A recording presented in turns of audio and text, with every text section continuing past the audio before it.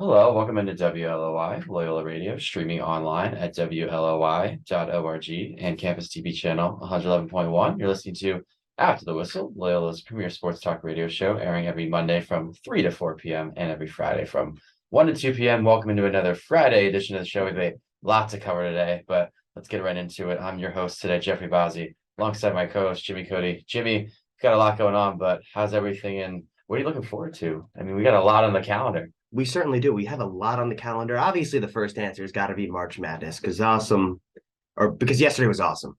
It was awesome. Princeton pulling off the upset against Arizona, continuing the trend of New Jersey schools winning in the tournament. So I enjoyed that. And also, I mean, how about Furman pulling that upset off against Virginia? Those were really the two big stories, I'd say, yesterday. And I'm ready for more madness today. I don't know about you. Yeah, I'm pumped, but we got to talk about yesterday because yesterday was definitely a great way to kick off the tournament. And not sure if you want to start with the Furman upset or the Princeton Absolutely. upset, Let's but start off with Furman. we'll go with the Furman upset. They were a 13 seed. They knocked off the 4-seeded Virginia Cavaliers 68-67 in a very interesting game. Virginia was kind of in control most of the game, and they found themselves up pretty good in the second half. Yeah, they were in double digits at one I point. think they were up 13 at one point. I'm Mm-hmm. not sure if they were up more than that, but I know at one point they were up 13 with a good chunk of time left. But you would think, all right, UVA is probably going to coast to the finish line here, but no, absolutely not. Not so fast. Furman finds a way to come back. And obviously, the key takeaway and key moment of that game was when Kihei Clark, the point guard from UVA, got kind of trapped on the That was the baseline, worst pass I have ever and he seen in my just life. chucked it up. Yeah, that was just awful. That was the epitome of the meme that everyone made about the Bengals when they drafted Jamar Chase instead of an offensive lineman. F it, Jamar down there somewhere. This guy didn't even look. He just threw it down there. What are you doing? Literally anything he could have done would have been better than that. Yeah, and then you saw Furman intercept the pass, and they found JP Peggs, who drained the game-winning three, and that propelled Furman to the win. So for Furman, I mean, that's their first ever NCAA tournament game, and to come out of there with a win, especially in that dramatic of a fashion, I mean, that's awesome for a school like that. And once again, for UVA, they lose in the first round again, and we've seen this before when they lost to UMBC when they were a 1 seed. They were the only 1 seed ever to it, and they once again, unfortunately, have first round heartbreak. Yeah, I mean, it's kind of a theme for Virginia. Tony Bennett, he has his one national championship, but let us not forget, actually, it was the same day, just a couple of years afterwards, that they lost to UMBC. And they lost to Ohio last year as a 3 seed. It just kind of never really seems to end for them. It's just the first round struggles. It's interesting, though, because for Furman, realistically, I feel like I don't know how far they're going to be able to go, but UVA was a team that I thought could go really far. And I have my dunce cap on because I sat here on Monday and literally said, oh, I think UVA can make a run. And they kind of looked like they were going to win that game. But then obviously the madness struck, and that's what always happens. I mean, basketball is a game of runs, and teams are going to go up by a lot. It's really ultimately about how you respond to those runs. And Furman, in this case, I thought in the second half, really started to find their groove, especially on offense and also on defense when they switched to the zone. That was really kind of the turning point for them. Also, they're a really good 3-point shooting team, and they just did not make any in the first half. So once they started making them, it kind of just became like the law of averages. You're going to do what you eventually are supposed to do. And they did. And it was all at the end of the game when Virginia just came crashing down. And honestly, Virginia should have won that game. Looking back on the last play, if you're telling me Virginia's up by 3 and they're inbounding the ball, I'm like, all right, probably going to be over. They're probably going to foul, and then they're going to make their free throws. And because Virginia's a pretty good free throw shooting team. And then, boom, the pass happened. Yeah. And for Furman, they're not afraid to chuck up threes. They took 28 threes. And like you said, they were ice cold early on, but they ended up making 10. And I know 10 for 20, it's not great, but Virginia only took 12. I would love to see what the second half numbers were. If it was specifically on this, I mean, I don't think they have that on ESPN, but I would imagine they shot a pretty decent percentage in the second half because they were just making a lot more. Also, they had a lot of balanced scoring, especially with their starters. They had 4 starters in double figures. So, I mean, to have multiple weapons, that's awesome. And for Furman, I mean, just great job getting their first ever win in their first ever tournament game. I mean, that's something they'll never forget. And that's what makes it great, though. You talked about Furman down the road. They will now face San Diego State tomorrow in the early game at 12:10 on CBS. So San Diego State, they had to claw out a win against Charleston. So I think it's definitely a very winnable game for Furman. I agree with that. San Diego State did not stand out by any means to me in their game. I thought they played just okay. In fact, I thought it was a game College of Charleston actually could have had if they had taken the right steps in the game. And ultimately for Furman, I think it's more of the same. You just kind of look for the threes because that's ultimately who they are. I wouldn't break your style of play, especially not at this point. I would stick with the zone defense though. That's for sure because they looked really good on that. Yeah, if it ain't broke, don't fix it. Yeah. I mean, they should just go to that in their next game for sure. Yeah, that was a good switch by the coach. Great coaching move. But I wanted to talk about the other upset, and you brought it up at the beginning of the show. Princeton absolutely shocking the world and taking down number 2 Arizona 59 to 55. It was really similar actually to the Virginia loss. I thought there were two games that kind of mirrored each other. Yeah, for sure. I felt like Princeton early on. I mean, they were hanging around. They were only down 1 at the half, but didn't really feel like they had a full grasp in the game. But all of a sudden, it's like someone flipped the light switch. I say that all the time in this show, but the madness struck, like you said, and they found a way to get it done at the end. And it's funny because they only had one player, Princeton, who was in double figures. Well, they didn't need to score that much because their defense was really, I thought, the state Very effective. 55 points to Arizona. That's amazing. Yeah, and Arizona is talked about as a potential team that can win it all. This offensive juggernaut with Kirk Kriisa and Tubelis down low. I forget his first name. Here it is. It's Azulis Tubelis. That's his name. And those are kind of the two guys that can get it going. But Kirk Kriisa only 3 points.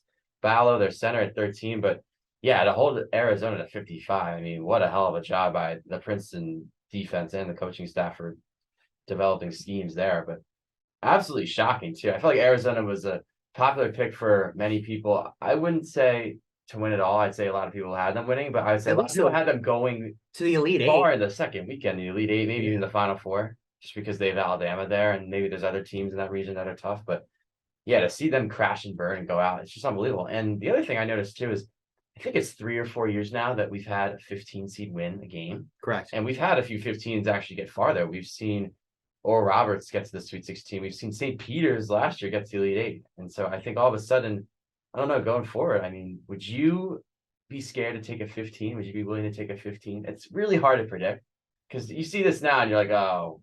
Listen, I think it's all about matchups. Like you can't just look at it and be like, oh, it's the numbers of the 15 and the 2. The same thing that you could say for Furman and Virginia is ultimately it came down to they were able to get the higher seeded team off their game. Arizona was so off their game. Look at the box score. Princeton didn't really do anything that impressive. They didn't. They just kind of got Arizona off their game offensively. But if you look at what Princeton did on offense, okay, they shot 16% from 3 and they shot 40% from the field. That's not that great. In terms of rebounds, it was basically even. Princeton had 38, Arizona had 37. I don't really see anything that they did that really stands out. In fact, Arizona shot better from 3-point land and in the field and still lost the game. I guess the one thing that you could say maybe was the difference was just the defense, the defensive intensity that Princeton played with. They played a great game defensively, and that was ultimately the difference.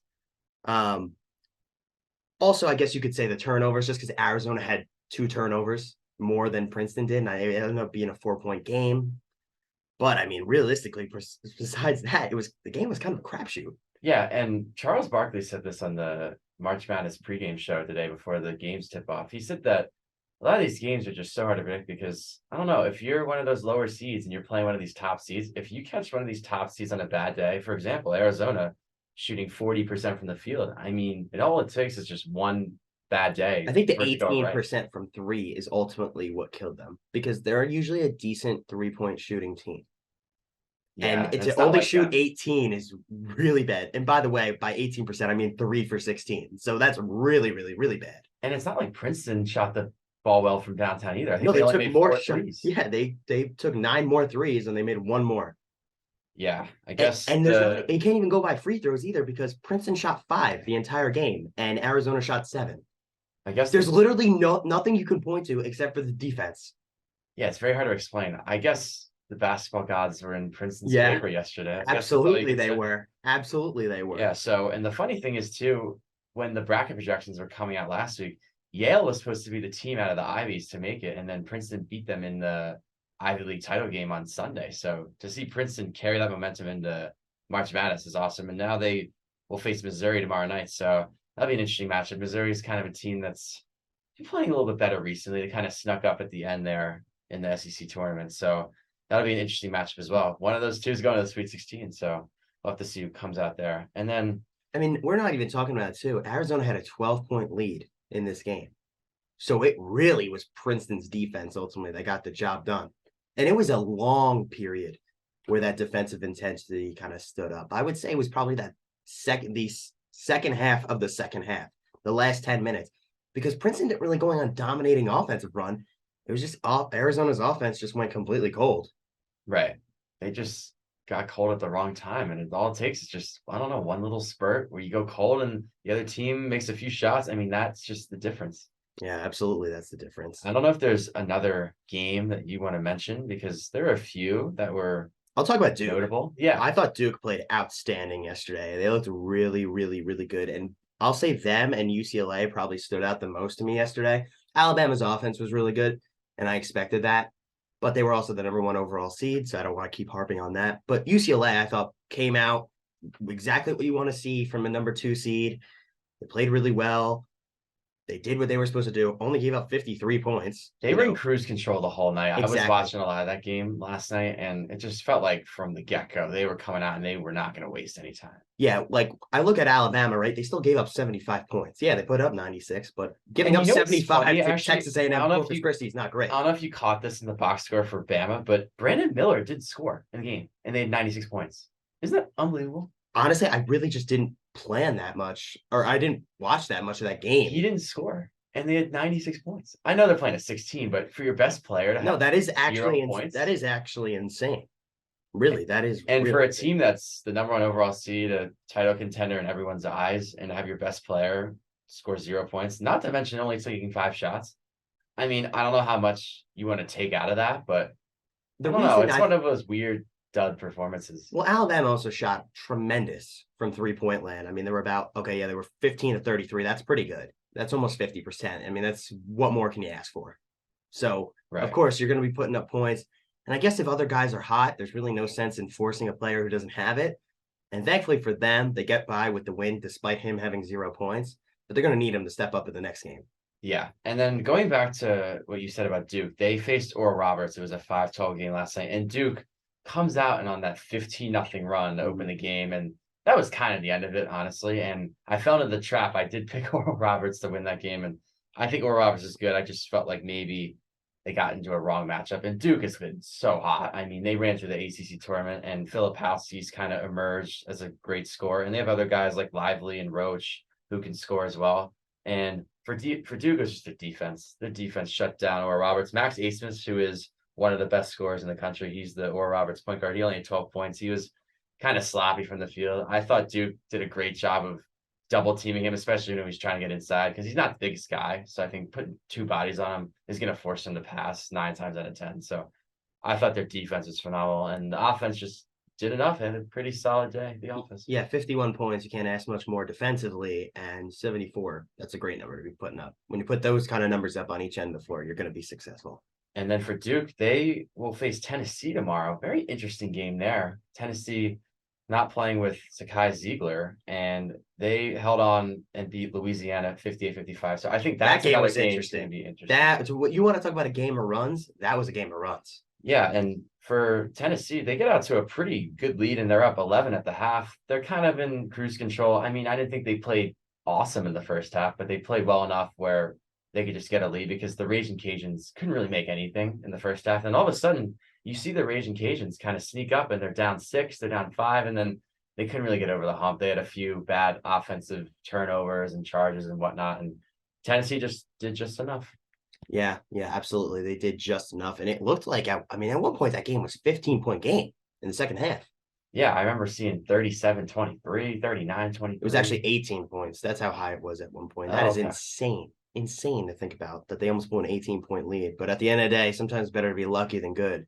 And despite the injury, they're moving on. Yeah, and I think for that Duke Tennessee game tomorrow, I think whoever wins the battle down low, this could probably win the game. Duke has Lively and Filipowski, but Tennessee's got 3 or 4 bigs that are all very versatile. So that'll be an interesting matchup to see for sure.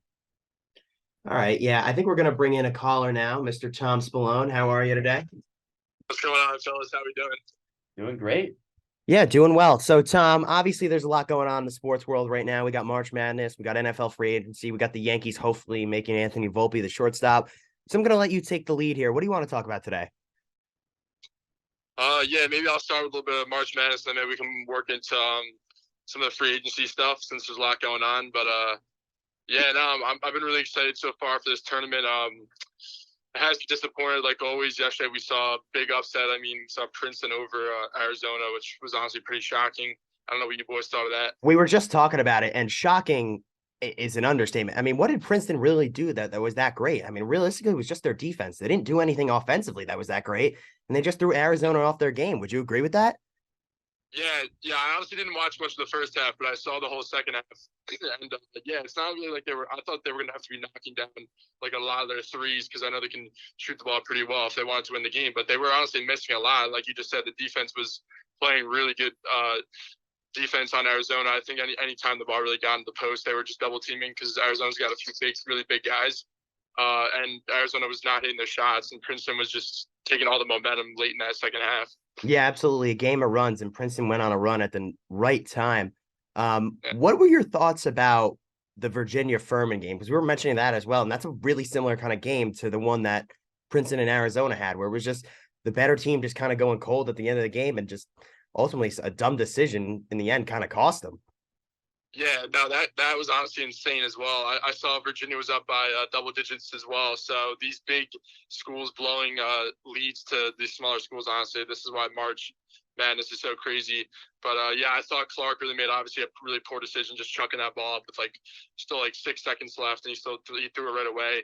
And I believe there was a guy, a UVA player, open on the other side of the court that he just didn't see. So, and then the guy inside open man, he just knocked down that three. That's just you can't really make that up in March Madness.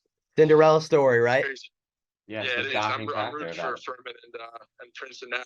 After those wins, you know, you got to see if they can make a run now. It'd be pretty cool to see. Yeah, absolutely. All right, so Jeffrey, I actually have a quick question for you because I know the Giants made a huge move this week. They got Darren Waller. Does that scare you at all as an Eagles fans? Because I know some Giants fans are throwing a parade and whatnot. It's definitely a great move for the Giants. As far as me being scared, I mean, the tough guy to cover. I mean, he can line up on the outside, go on the inside, and as far as the Eagles in pass coverage go, I mean, I like our corners, but in the middle, it's kind of trouble spot. So I think facing him twice a year now is going to be kind of a challenge. And I feel like with the way the Giants receiving core is kind of constructed, I mean, he's got to be the number one. I think he's definitely the focal point. I mean, there's no way to look at it besides that. I think he's going to be a guy who's going to get, I don't know, you think he'll get 10 targets a game? I would hope so. Anything less, I think, would be outrageous to say? Tom, I mean, what do you think? He's got to get at least 10 every game, right? Yeah, man, I'm really excited now that the Giants actually have a legit pass catcher in the offense for the first time, and probably since Odell Beckham, honestly. If he could obviously stay on the field, we know the injury history last year's hasn't been too good for Darren Waller, but yeah, I want him getting fed. Like anytime the Giants are in the red zone, he's got to be the main target. I mean, he's 6'6" and runs a 4.4 40-yard dash. That's pretty. You can't teach that kind of stuff. So the Giants are definitely going to utilize him a ton, and the Giants have done a good job of adding their receiver depth through this free agency. I know they got Paris Campbell. Obviously, I'm not a huge fan of the signing, but a lot of people think it's good depth. I can agree with that. But we all know the Giants are still missing a legit wide receiver one and maybe even a two, because Hodgins and Shepard, Wandale Robinson, they're not bad receivers, but you really can't categorize any of them as a legit two, at least as of right now. So Giants still got their work cut out for them. I mean, OBJ's asking price is probably going to be too much for the Giants. I can see him going to like Kansas City. Oh, God, I hope not. God, I hope not. Wow. No, please, no. You don't want to see that. I mean, but the Chiefs right now, they really don't have anyone in the receiver position besides Tony. Or I guess Valdez Scanley's still there, right? But I mean, Yeah. he's nothing special. They also have So this I know really it's good gonna- tight end. I don't know if you've ever heard of him, Travis Kelce. He's like basically a receiver. He's pretty good too. Yeah, he's pretty decent at Mahomes. So I wonder what's gonna happen there. But I mean, I think the Giants, honestly, the next big splash is gonna have to be in the draft. at this point. But I'm really excited because I didn't, obviously no one expected the Giants to get Waller. Honestly, I didn't even know he was available. It was smart for the Giants to go over there and look because we know McDaniels. Honestly, it's not a good system over there. It's not shocking, but to get him for a third, I was really surprised. So I'm hoping it really pans out for them. Yeah, I mean, at the end of the day, I think a third's not that bad. I think it ultimately depends on what he does when he gets here, because if he's a complete bust, then you'll be like, oh my God, this was a disaster. But if he's productive, it's a good trade. I think the other thing too is Yeah. getting Waller obviously is going to make him the focal point of the offense, but I think it'll free up the other receivers too. And I know that you said that the other receivers the Giants have are not really number ones or number twos, but I think if Waller's getting all that attention, I think it's going to free up more for guys like Hodgins and Gamble. Yeah, no, that's Can only do good, I would think, right? Yeah, absolutely. I I was with that. definitely agree with that. I think it'll also help Barkley too, like on zone reads, like play action stuff like that. So I'm excited for that as well. But yeah, Bazzi, maybe we could talk a little bit Eagles too. I was honestly a little upset to hear that you guys end up keeping Bradbury and Darius Slay somehow when I thought you guys were cutting Slay the other day. So, Well, hold on. They might be remember keeping the Colts- CJ Gardner-Johnson too. It might be a that's great true. defense. Yeah, honestly the whole Yeah. role reversal, because I thought that if you had to choose between Gardner Johnson and Bradbury, because Slay is still technically under contract and now there is an extension, so that's kind of off the table now. But I would think that the Eagles would have chosen Gardner Johnson because Absolutely. I think a better player, and he's also a little more versatile back there because he can play corner and safety. So I thought Bradbury was going to walk, but I was surprised to see us re-sign him because I didn't think we had room with money, and they found a way to get that done. And then the Slay situation was so interesting because he didn't request a trade, but the Eagles allowed his agent to seek a trade for other purposes, and then they found a way to keep him. And it was weird because the Eagles said that they were going to cut him, and they never actually did. And then they found a way to extend him for 2 more years beyond this year. I don't know. It's kind of a whole crazy whirlwind situation going on. And then Gardner Johnson, he's still, I guess, out there, but who knows? I guess he might stay. I mean, all the reports that I've been hearing, it sounds like he might stay. Actually, I heard that the Broncos were interested in Gardner Johnson. Yeah, but we I don't don't know if really that is have anything that you saw. we only have like 8 million in cap space, so I never thought that was like legit. I mean, there's some moves that we could make. Obviously, you can make Russ some of his money. Would be nice to go to signing bonus, that bum. So that would be a good start. Maybe cut Randy Gregory, send him into the moon. I think that would be a good idea as well.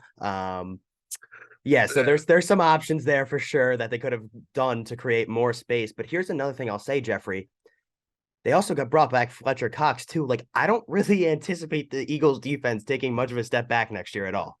Yeah, they got him back for a 1-year deal, which was nice. And we talked about this on the last show earlier in the week, and Brandon Graham was coming back. So that was huge. And then they signed Rashad Penny, who's going to try and fill the void that Miles Sanders was. I'm going to be work. honest with you. I think don't know. Gainwell's going to be number 1 going into next year, I unless think they so, draft too. a guy. He's a decent guy. I'm not sure he's a number 1, but he could kind of maybe fill Gainwell's role if Gainwell's going to take on the Sanders role. And then the Eagles losing Minshew last night to the Colts, they picked up Marcus Mariota. So well, it kind of makes sense, I guess, because Shane Steichen is now the coach of the Colts, and he was the Eagles OC. So potentially, if the Colts don't start a rookie out of the gate, Gardner Minshew could be the starter there. And he's still relatively young. I know he's a veteran, but he's still young enough where I think he could play and get a shot. Yeah, I mean, I think he deserves a chance. He hasn't gotten one in quite a while. And when he did with the Eagles, he played decent in some spots. Obviously, the Saints game this year was not ideal. Right.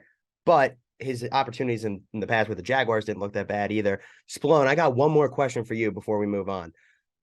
Thoughts on the Aaron Rodgers to the Jets moves? Obviously, that's like the big talk right now. I know as a Giants fan, I'm sure that really hypes you up.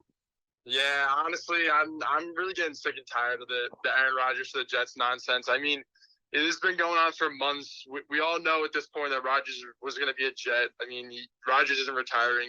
He's got 2 years left on his deal. Yeah, he's got MVPs to play for. Yeah, he's got MVPs to play for. I'm honestly just getting sick and tired of the whole Aaron Rodgers to the Jets nonsense. I mean, the Giants. I'm really happy the Giants play them next year, so I don't have to listen to these Jet fans continue to chirp once the Giants beat them. I'm honestly not worried. I think they'll be pretty good for the first time in a while. I think they should be. Well, like 10-7 good, or like what? What do you think? 10 wins, honestly. I think they'll be a wild card team. I think the Dolphins win the division. I think the Bills take a little bit of a step back, but also compete with the Jets, obviously. But I think if Tua has a pretty good year, Miami should take that division. Absolutely, I agree with that. If Tua was there, they're going to be good. There's no doubt about that. Yeah. No, I'm excited though. I mean, it's gonna be the AFC is obviously gonna be loaded even more next year now. So it's gonna be an exciting year. I do also want to announce Julian Love just got signed by the Seahawks, so the Giants let him walk. So Good move or bad What's move? your reaction? Yeah, what's your reaction? Give us your reaction right now. I mean, reaction. I'm not worried because we have McKinney, so I don't hate it. I mean, Love honestly was like one of our better tackers last year, but he did have a few bad plays. Like we saw that play against Devontae Smith where he just whiffed. So I mean, letting him walk, I have no issue with it. Yeah, I mean, it's Julian Love. It's not, It's not Gardner Johnson, Yeah, exactly. It's not a great. It's not like it's an all-time legend here. I think you could do better than Julian Love, that's for sure. All right, Tom. Thank you as always for coming on, my man. Appreciate it. Thanks so much, Tom. Thank you, boys. I appreciate it. All right, Have a take good care. one. Enjoy the March Madness. Please do. All right, so our next caller is going to be coming on soon. He's going to be a Jet fan fanatic. But Jeffrey, let's get like your take on the Aaron Rodgers to the Jets hype. I mean, I don't even know how to describe it. The hype train? Not the hype train because it's probably going to happen, but It's just so funny. the likely chance that he goes to the Jets. I guess that's the best way to describe it. I just think it's so funny how it's almost like we're acting that Rodgers is already on the Jets, but like Because he said that. he's not on the Jets officially. It's just a funny little dynamic to me. And if I had to guess, they're going to get him. The Jets are going to get Aaron Rodgers. I mean, when the guy comes out publicly on the Pat McAfee show and says, I intend to play for the Jets, I want to play for the Jets. I mean, that's all you need to know right there. But I don't know. As far as the football standpoint goes on the field, I think it's interesting because he made the wish list and they got Alan Lazard. So that's step one. And maybe they'll get one or two of those other guys, but we'll see. I think as far as them being in the AFC East and they're going to be right in the mix, I think they got a great defense. And I think Rodgers is going to transcend that offense definitely to greater heights than it was already. All right. Well, now we're bringing in our next caller. I would say he's a all-time Jets fan. Like literally nobody's more committed to the 100%. Jets grind than Sean Hemback. Hemback, what's going on? How are you? I'm pretty solid. How are you guys? We're Good. Hey, Henry. Rogers.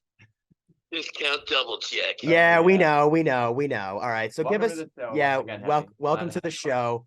Bozzy, though, he was saying before you got on that, Aaron Rodgers isn't actually on the Jets yet. So what do you have to say to that? Because listen, there's still some things that need to be worked out for this deal. Now the Mike Florio is reporting the Packers want him first. I mean, I know he's got this huge anti-Rodgers bias, and I'm sure he's just throwing that out there for his own fun.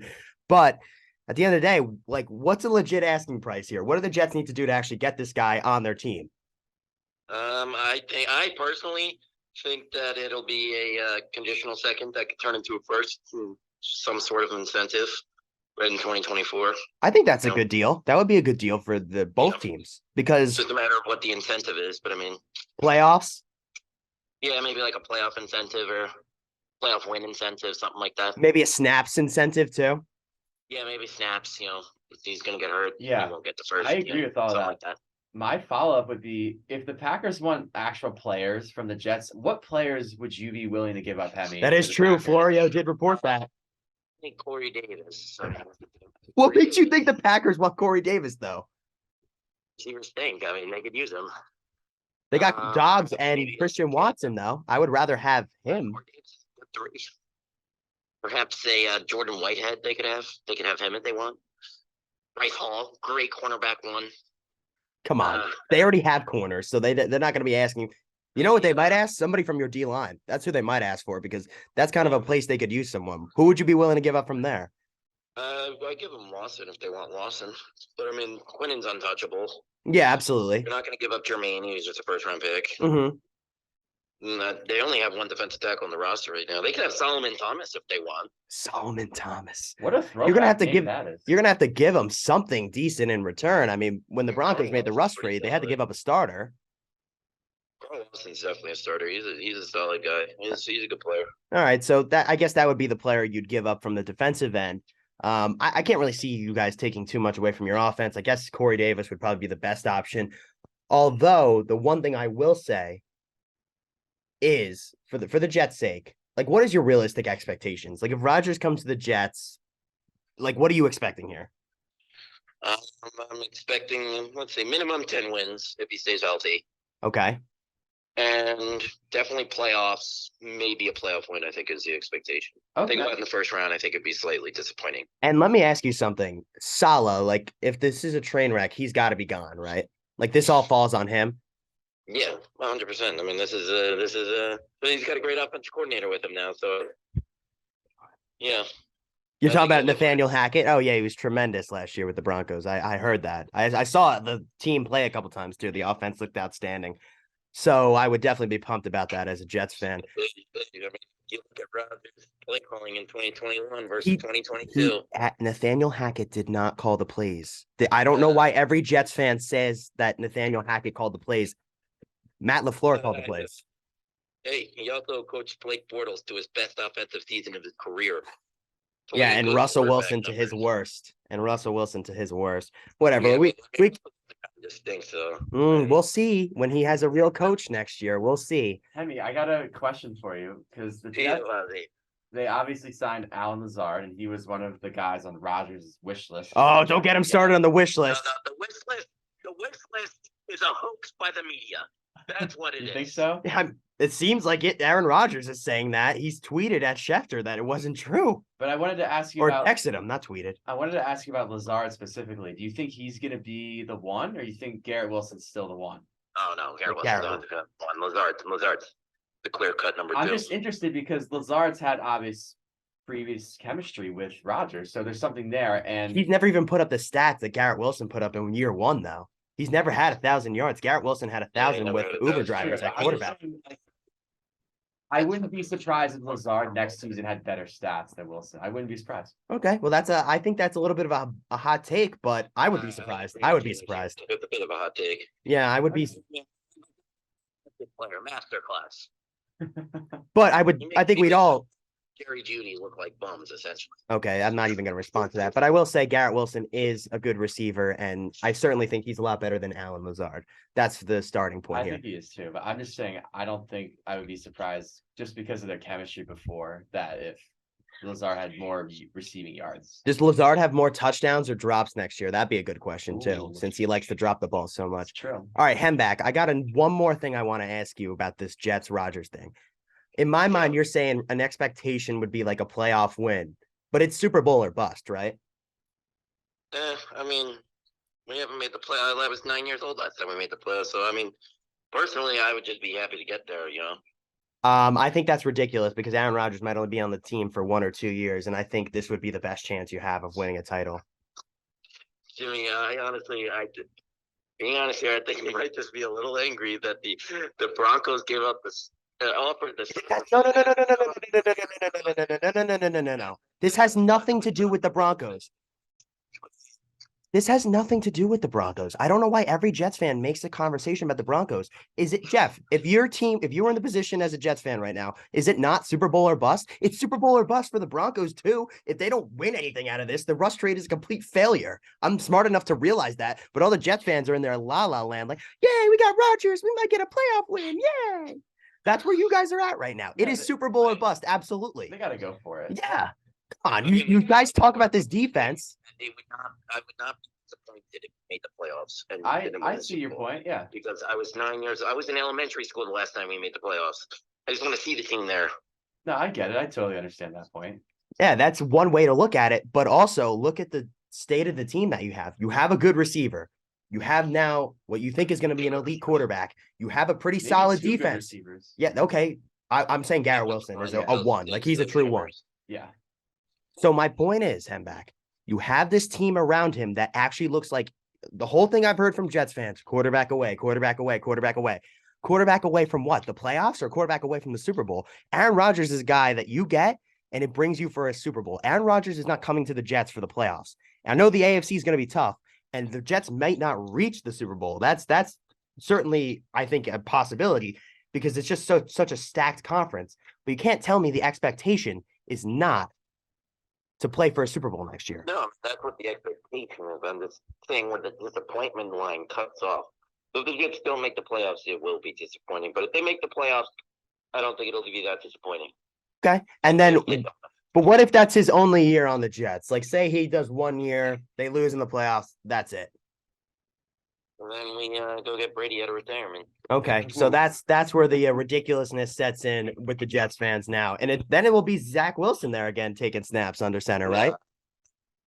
Grab someone or just get like a Gardner Minshew take. Oh yeah, so that'll set them back further, and then there you go. Your one chance at a Super Bowl is gone. Be the best quarterback in Jets history. Not with Rodgers being there. That's for sure. I mean, before Rodgers. Okay. Yes, maybe. All right, Hembeck, I got one more question for you. Anthony Okay. Volpe, should he be the shortstop for the Yankees this year? Yes, if he's not, you have to fire Cashman, then you have to fire Boone. Fire everyone in the front office, and Hal Steinbrenner has to sell the team if Volpe's not starting. I mean, IKF is the worst baseball player of all time. Yeah, no, you're not wrong. Anthony Volpe definitely deserves to be the shortstop. I'm yet to find a reason that he shouldn't be the shortstop. Is he a That's fine. prospect or is he a veteran? Who is he? I Anthony- actually have no idea. who he Anthony is. Volpe? Yeah, Oh, the number one prospect in baseball, I think, right? Or number yes, two? he is. Correct. He's the number one prospect in baseball. He's been tearing it up in spring training. He's batting well over 300, hitting home runs, doing everything you could possibly want. And we have to sit here and debate whether or not the guy's going to be on the roster. That's where the Yankees are at right now. Brian Cashman. Yeah, thank you, Brian Cashman. That's for sure. Yeah, of all time. Well, he's definitely an overrated one, especially after this Rodon mess too. Now he gets hurt. I mean, I don't know what is going on with the Yankees. I called it the day we signed him. I'm like, it doesn't even matter. It's gonna be hurt. That's it. With every Yankee player, it's a possibility of getting hurt. I don't know what goes on over there. I was like, freaking Josh Donaldson, who just don't know how to do this. Or IKF, who's just doesn't even know what a baseball is. So he's terrible. Or how about Aaron Hicks? He stinks too. He stinks. He stinks. Okay, he stinks. I'm not even gonna. He likes to work the counts, which I don't hate, but I mean, other than He that, likes to work the counts. That Yeah, he likes to drop fly balls too. He likes to Yeah, strike out. I'm not saying he's a good baseball player, Jamie. I'm just saying he's good at working the counts. Okay, all right. He's Sees good. a lot of pitches. He's good at working And the count. also, when he hits a home run, it is extremely hype. His bat flip, it's so smooth. It's awesome. I Okay. can get on that train. That's 100% true. I've seen a few of his bat flips. They're nice. Yeah, I'll take some results over the backflips. All right, Hemback. Thank you for coming on as always, my Thanks man. a lot, Hemi. Appreciate No it. problem. Thank you guys for having me. Yeah, thanks for coming on. Anytime. All right, that was something. Yeah, it was. Yeah, that was certainly something. Got some great quotes out of that. Yeah. All right, break, shall we? Yeah, we're gonna take a quick break here on After the Whistle. We'll be right back. We'll be talking more March Madness and some other trending news stuff. So stay with us. We'll be right back.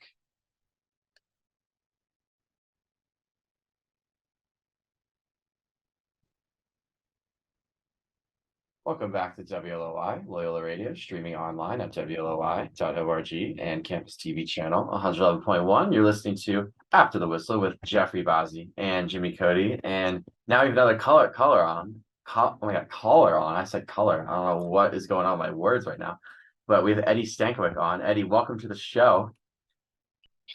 Thank you guys for having me again. How we doing, Jeff? How we doing, Cody? Great as Good. always. All right, so the floor is yours, sir. What would you like to talk about today?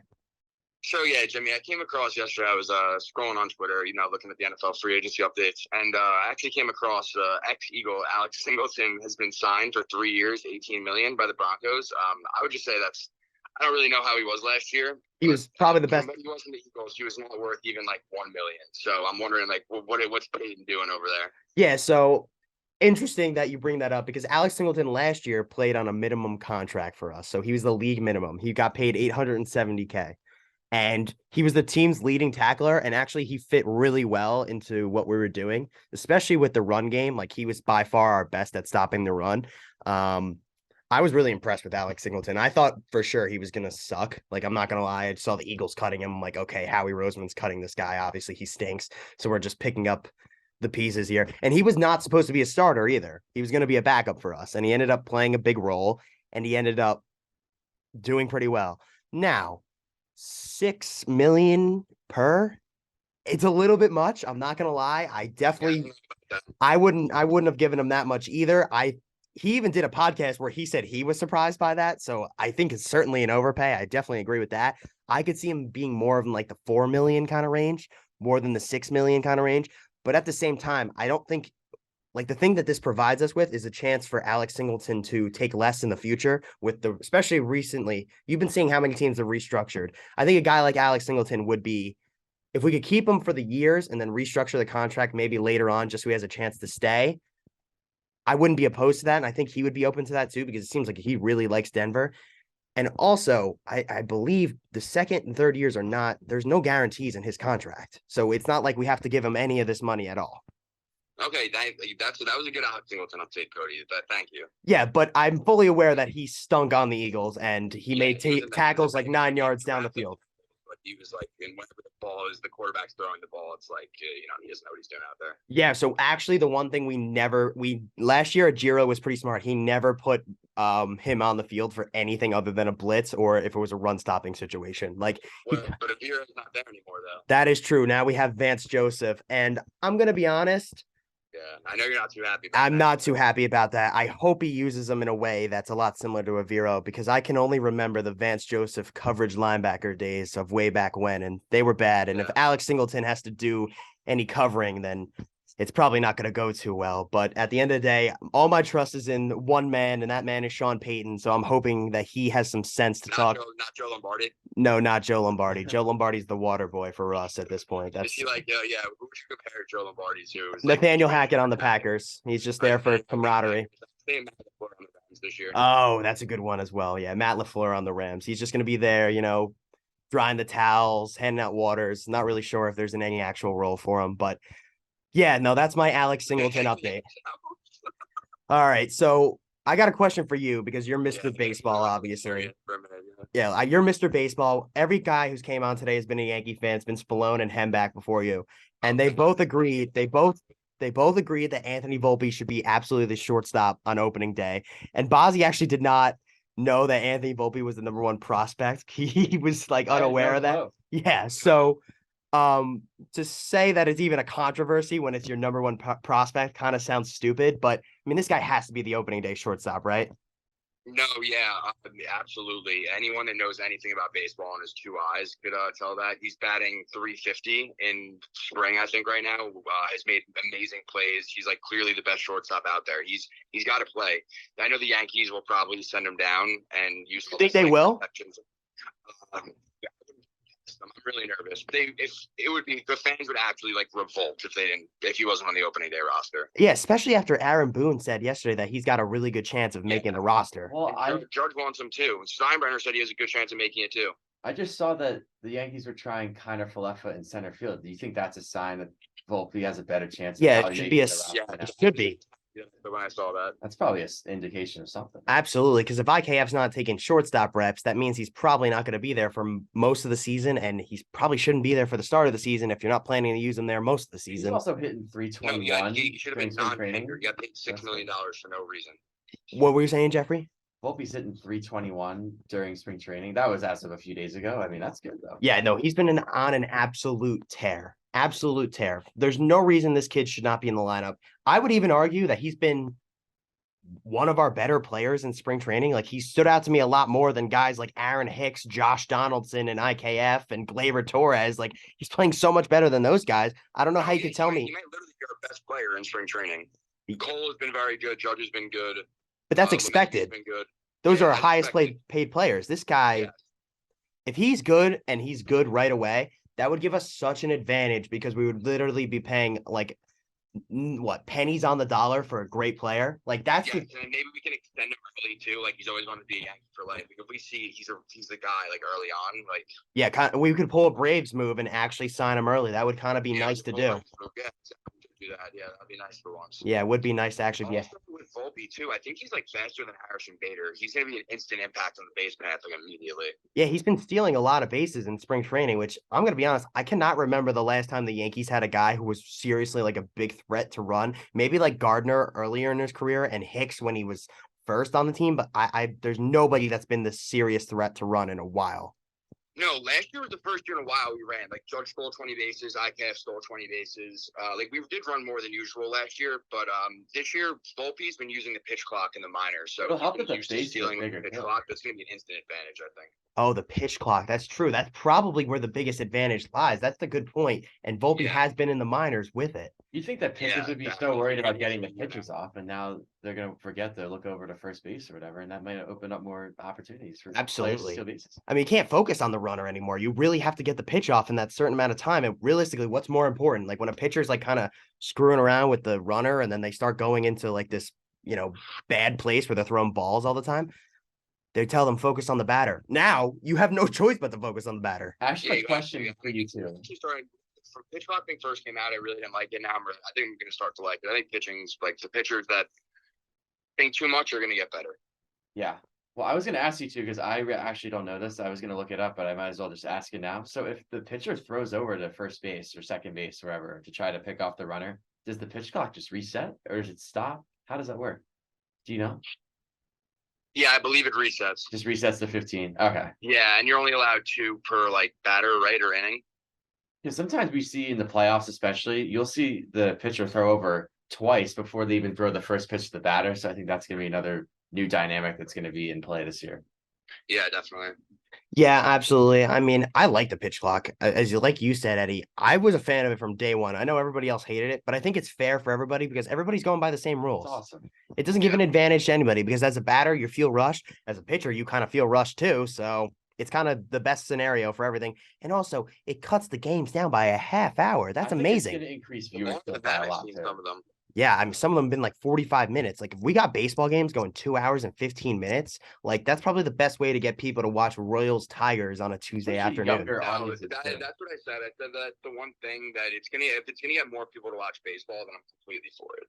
Yeah, I think agree. It's working so far. I mean, I've had no complaints. I haven't either. I like it. I like I it. mean, there might be some weird endings and weird situations where a team's going to win or lose based on someone not being ready to. But that's selfishness. That's selfishness. The only guys who would do that are the guys who don't really care about their team, right? Yeah, I just think at first it might be a little unnatural to see someone get called for a strike 3 without the pitcher even throwing the ball. That's why they're doing it in Like spring that, training. I think to me it's going to be interesting. This year from, But I agree with the concept. They definitely just speed up the game, and this is a good way to do it. Yeah, no, it will definitely be a brutal call for the umpire to make. They don't want to make it, but at the end of the day, you have to because we've been Yeah. playing by these rules all spring training. It's not like anybody's new to this, Yeah, right? it's fair game for everyone. Exactly. Some of these crazy veterans, so like Bumgarner, Scherzer, they're gonna lose their mind if there's something goes against them with this pitch clock. That's true. Or we're gonna see guys like Machado taking their sweet time, and then they're gonna literally force an umpire to call it on them. Remember when Cano used to literally walk around the entire outline of like the like warning track around home plate? Solely responsible. Robinson Cano and Big Poppy might be solely responsible for the pitch clock. Yeah, that's definitely they took a while. Like I'm trying to think, Machado took a while too. But ultimately at the end, just zoning out, I think. but ultimately at the end of the day, I think it's the best for everybody. It makes the game faster. Anything that speeds up the game and increases viewership and it's fair for everybody, there's no way that you could have any complaints for it. All right, Eddie, I have a question for you now. Actually, are you afraid of Darren Waller going to the Giants? I asked Bozzy this earlier when Spallone was on. Just want to hear, does that concern you at all? No, not at all. It's a 30-year-old injury-prone tight end. They still only have they have now one weapon. They still have the same receiving core: Ricky James, Isaiah Hodgins. I know they added Paris Campbell, but no, it doesn't really concern me at all. We might have some trouble guarding him, but then when we get the ball, they're gonna have trouble guarding our tight end and receivers as well. Yeah, I mean, realistically, Darren Waller's probably a top 7 tight end, but you could also argue that the Eagles have a better tight end than the Giants still. Yeah, you can. Last year, Goddard was better than Waller. I know Waller was hurt, but Goddard was amazing last year. Well, he played in the Super Bowl too. Goddard's the real deal. Yeah, no, that was actually like great scouting by Howie Roseman to have Ertz and literally have somebody just be able to replace him right away. Waiting in the wings. Yeah, when we made the pick, I was like, why do we pick him? Like, we don't need a tight end right now. And like, well, Zach Ertz was like not washed, but like old 3 years later, wasn't worth the money. Goddard, yeah. Yeah, and I also wasn't sure if Goddard was ready to kind of take on the tight end 1 spot. And then you saw right after the Ertz trade, he just stepped in and it was like seamless transition. Yeah, he's the man. I love Goddard. Yeah. Me too. And honestly, despite the fact that you guys don't have Miles Sanders, I don't think that that's going to be a problem at all. At all, especially behind your O-line. Yeah, I don't think so. I don't think it will be at all. And especially if maybe we'll still add in the draft. I know we have Penny, Gainwell, and Scott now. But yeah, and Rashad Penny too. I like that Jameer Gibbs a lot from Alabama. Yeah. What do you think about the Rashad Penny signing, Stank? Because I feel like he's a decent guy. I mean, he's gonna get some carries, but I don't know if he's gonna fully replace Sanders. But also, I don't know if he's gonna be the starter because Gainwell's there too. So, what do you think about Rashad Penny? I don't think I think he's pretty talented when he's on the field. He's just very injury prone. So if he's healthy and playing in a committee, then this should be fine. Should be good. Yeah, I'm sure he's gonna get touches on second down, maybe even first down, but we'll The see. Eagles give everyone touches for the most part, honestly. Yeah, they kind of, I don't know, Spread the wealth. distribute it pretty well. Yeah. Definitely.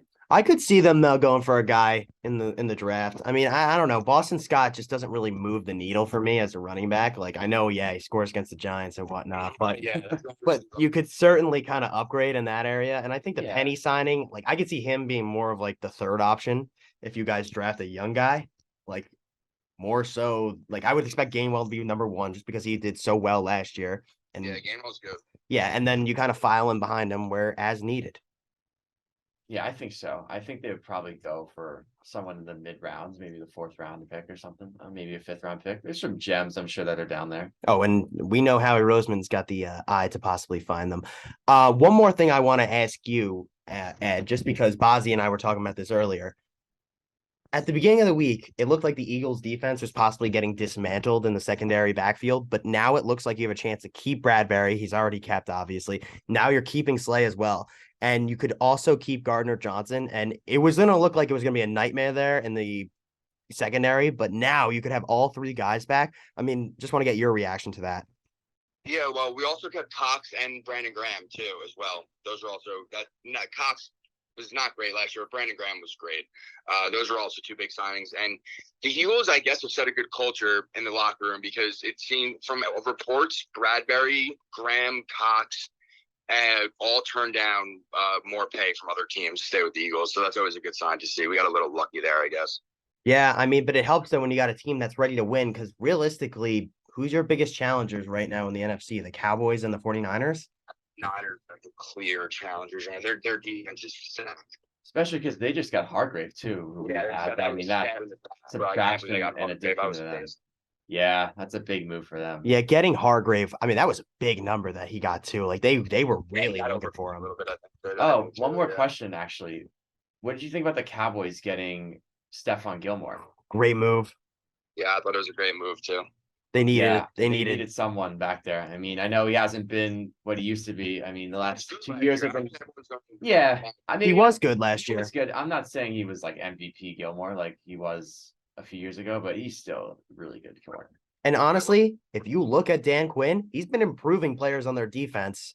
If you look at what Leighton Vander Esch was before and then with Dan Quinn, like it seems like the guy can honestly coach defense. Obviously, I didn't want him to be my head coach, but because I'm not sure he's cut out to be a head coach.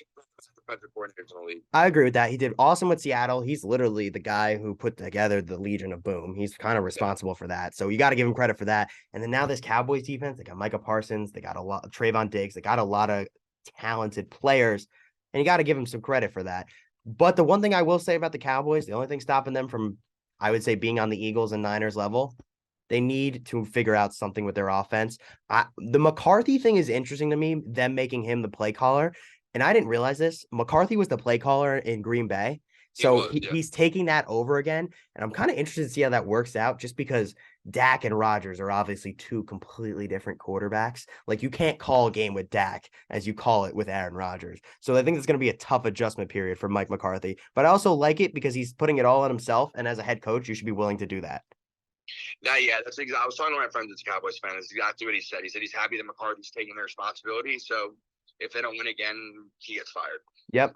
And then, I mean, Jeff, what do you want to add there? Well, I was going to say, I'm curious what they're going to do at running back because Pollard's clearly the guy now and Zeke's gone. So I don't know if they're going to add someone. Yeah, I mean, they might add a second guy, but I mean, for the most part, I would think Pollard's going to get the majority of the carries. They're paying him a lot of money. They franchise tagged him. Yeah.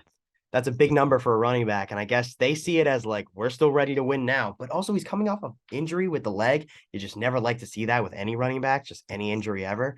So I don't know. I think the Cowboys are certainly a lot closer to a championship than people kind of indicate, though. I would say their biggest question mark is adding another receiver, which they could do through the draft, but would be tough. And then Dak. Dak's got to play better, honestly. It's just the 49ers just seem to own that man in the playoffs every single year. I don't know. They might win a few NFC East division games. That will always be fun. They'll probably go 4-2 in the division, or even better, maybe might go 6-0. But they always they're not winning a Super Bowl with Dak. Yeah, I mean that's the hump that he needs to overcome, and it seems like the playoffs is kind of his end all be all. Super Bowl. Like, think about it. Aaron Rodgers has only been to one Super Bowl, like in one Super Bowl. That Like, is you gotta- true. And we don't give enough credit to guys like Joe Burrow who like go there with like nothing on their own line and they're just literally No, carrying the man, team. Yeah, Joe Burrow's insane. Yeah, I mean, I actually Very close I want to the hit on that really quickly. Oh, They wait, I have an update. I have a live Yankee spring training update. Sorry, I have to talk about this. Aaron Hicks called off Volpe, made an awkward dive, and missed a fly ball. Okay, so that's his second missed fly ball in a week. I think second in a week, maybe. I think like fourth this spring training now, though. Yeah, so that's terrible. You can't be put in the outfield. Never mind the batter's box. Yeah, Aaron Hicks stinks. We kind of realized that. I actually I'm cool with ending it on Aaron Hicks stinks, honestly. Like that guy is a bum. I'm so disgusted now. I'm sure you'll be angry for the rest of the day now. Yeah, just knowing that Aaron Hicks will probably be starting in left field for the Yankees on opening day is just gonna tear me to shreds. With Donaldson at third, they'll probably be high-fiving each other. Going to be in the minors. Yeah, Donaldson third. Yeah. IKF at short. The gang's back together like they never left. Yep, the boys are back. All right, Ed. Thanks for coming on. Thanks a lot. Thanks, Tony. Thanks for the talk to you guys. All Of right, course. see ya. Yep. All right. Well, that was that. Yeah, that was a fun show. You got anything else to add? I was gonna add this. Kennesaw State is up 51-38 with 15:35 left. in the Well, second. that is going to be a dogfight for Xavier in the second half. Actually, I do want to add one more thing because I wanted to talk about it before the end of the phone call. Orlando Brown going to the Bengals. I think that's a really good move for them. I know I asked you for a hot take the other day when I was talking to you on campus, and you told me you like the Bengals for the Super Bowl next year. I think this helps them even more. Yeah, and I feel like they've been close the last 2 years. I mean, obviously they were in the Super Bowl 2 years ago, and they were close to getting back there last year. I just feel like they have the parts, and I feel like if they add the other parts that they need, especially on the O-line, because that's kind of been the trouble spot during their contending run the last few years. I feel like if they can shore up that, that's obviously going to make Burrow's job a lot easier, and he can just spray it to Higgins and Jace and Mixon. I mean, the defense is pretty solid. I think if they add pieces there, I think they're a team that, like you say all the time, people kind of ignore. And I don't know. I thought that they maybe thought that the 1 year was kind of a one-hit wonder, but I don't think it was. It's clearly not, because they got back to the AFC Championship. I think they're a team that is going to get kind of ignored, especially with all the hoopla and the AFC East going on right now. And the AFC West obviously is the Chiefs, and they're the reigning champs. And there's some other teams that are kind of in the middle there, but I think still got the Ravens with Lamar. you got the Ravens, you got the Chargers, who are a decent team too, but I don't know. I just feel like the Bengals can kind of just sneak up there. You can kind of get in the back door. I don't understand this whole like the Bengals need to sneak into it. To me, they're clearly the second best team in the AFC. Like I think so. especially with the offensive talent that they have. Now, they still have Joe Mixon, but they got rid of Samaje Perine and they got rid of Hayden Hurst. But I think I wouldn't worry about that just because Joe Burrow is so good. He uses so many different receivers. I mean, we saw Irwin this year have a decent season for them. Joe Burrow gets guys the ball. Like he's very good. And you know the part that is the best part about this deal? Not only did they add a really good offensive lineman, but they took him away from the team that they could argue is the team they're trying to beat. Yeah, and we were talking about that with the Eagles and the Niners when Javon Hargrave went to the Niners. It's the same situation here with Orlando Brown going from the Chiefs to the Bengals. Yeah, and with Javon Hargrave, it's almost like the Eagles dominated the D-line of the 49ers in that game. That was ultimately just they were able to run the ball so easily. And the 49ers are basically trying to fight fire with fire, right? Now they're like, hey, Yeah, we're going to take the complete best roller guy coaster. from your team, Yeah. and we're going to try and find a way to, fight what you guys do best. Yeah, I guess though, because I know that you asked me on campus a few weeks ago who my Super Bowl pick was, and I said the Bengals. And now that I've actually done more thought about it, just because we've been talking about them on the show, I think I like it even more now than I did 2 weeks ago or 3 weeks ago. Jeffrey, I definitely agree with you. I would not be surprised if we got a Bengals-Dolphins Super Bowl or AFC Championship next Ooh, year. that'd be kind of a fun. That would be a very fun game. A lot of offense. That would be a if lot of everyone's fun. healthy. Oh boy, That would be an exciting game to watch. like 41-38. Yeah, that would be great. I mean, and we act like Mahomes is going anywhere. Yeah, I know, and he's still there. We didn't even bring up his name, I don't think, on the show either. No, this was the first time. Yeah. Oh God, Jesus. Yeah, the rest of the NFL still got to worry about him. Yeah, he's a handful. But thank you to everyone for listening to today's show. We'll be back on Monday. Jimmy, I hope you enjoy the March Madness games and all the other sports games that are going on this weekend. But we'll be back on Monday. We'll be previewing the Sweet 16, and we'll be talking about other NFL, MLB, and NBA, and every other sport for the most part that's trending. So thank you as always for listening, and have a great weekend. We'll be back on Monday.